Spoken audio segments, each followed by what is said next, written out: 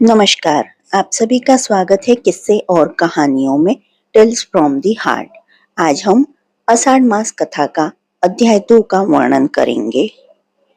इससे पहले मैं अध्याय 1 अपलोड कर चुकी हूँ और जो आपने नहीं सुना हो तो मैं डिस्क्रिप्शन बॉक्स में उसका लिंक डाल दूंगी, आप जाकर अवश्य देखें।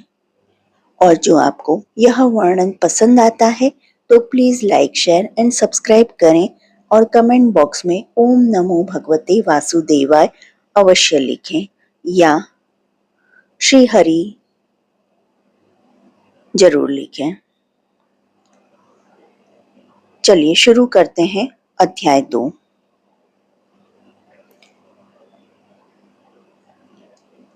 आप सभी का आषाढ़ मास महात्म्यम कथा की पावन श्रृंखला में स्वागत है। आज हम प्रवेश कर रहे हैं दूसरे अध्याय में, जहां आषाढ़ मास के गुड़ रहस्य, पौराणिक घटनाएं और धर्म शास्त्रों से जुड़ी अद्भुत कहानियां हमारा मार्गदर्शन करेंगी। आइए मन और आत्मा को शांत कर हरि स्मरण के साथ आरंभ करें आषाढ़ मास की इस दिव्य यात्रा का दूसरा अध्याय।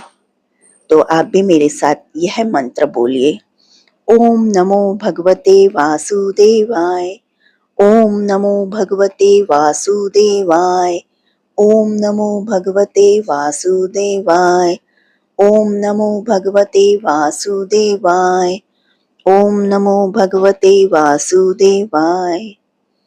यहाँ हमने सिर्फ हरि स्मरण के साथ आरंभ करने के लिए यह नाम जपे हैं। जो आपके पास समय का अभाव हो तो आप जब भी आपको समय मिले कोई कार्य करते हुए हम इस हरि नाम का स्मरण कर सकते हैं। नहीं तो आप 108 नाम की यह माला अवश्य जपें। आषाढ़ मास भारतीय पंचांग के अनुसार चौथा मास है। यह वर्षा ऋतु की शुरुआत का संकेत देता है।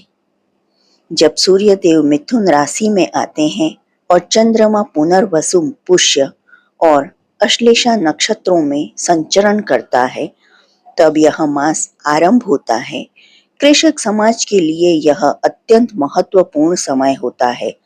धरती की ऊपरी परत सूख चुकी होती है, लेकिन जैसे ही पहले मेघ गहराते हैं, भूमि की कोख में हलचल होती है, बीज बोए जाते हैं, खेतों में जीवन फूटता है। ज्योतिषी दृष्टि से यह मास सूर्य की उग्रता से चंद्रमा की शीतलता की ओर संक्रमण का काल है। इसका प्रभाव हमारे मन मस्तिष्क पर भी पड़ता है। यह समय ध्यान, साधना और भक्ति के लिए अत्यंत अनुकूल होता है। आयुर्वेद के अनुसार यह काल वात पित्त के असंतुलन से उत्पन्न रोगों के शमन करने का उपयुक्त समय है। शरीर और मन दोनों की शुद्धि के लिए विशेष क्रियाएं जैसे उपवास, त्रिफला सेवन, ग्रीष्म ऋतु के बचे हुए विकारों को शांत करना इस समय लाभकारी माना जाता है। ऋषियों ने कहा है, श्रावणम तप से श्रेष्ठ आषाढ़ो भाव शुद्धये, अर्थात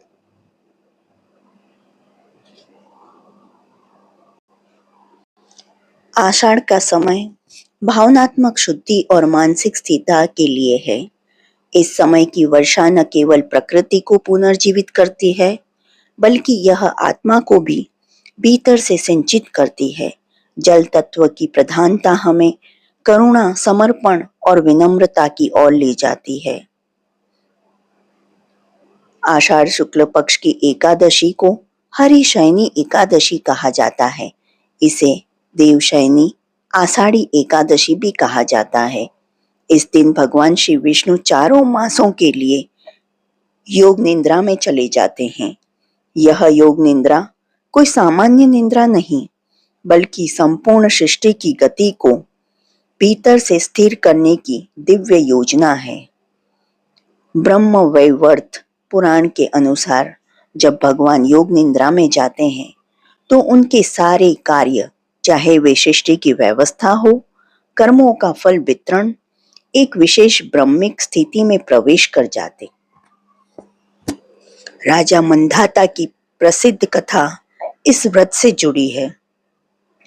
जब उनके राज्य में भयंकर दुर्भिक्ष पड़ा हो तो महर्षि अंगिरा ने उन्हें देवशयनी एकादशी का व्रत रखने की सलाह दी। राजा ने पूरे नियमों से यह व्रत किया और परिणाम स्वरूप उनके राज्य में वर्षा हुई और अन्न की पुनः प्राप्ति हुई। इस व्रत का विशेष विधान होता है। 10वीं से आरंभ कर एकादशी के दिन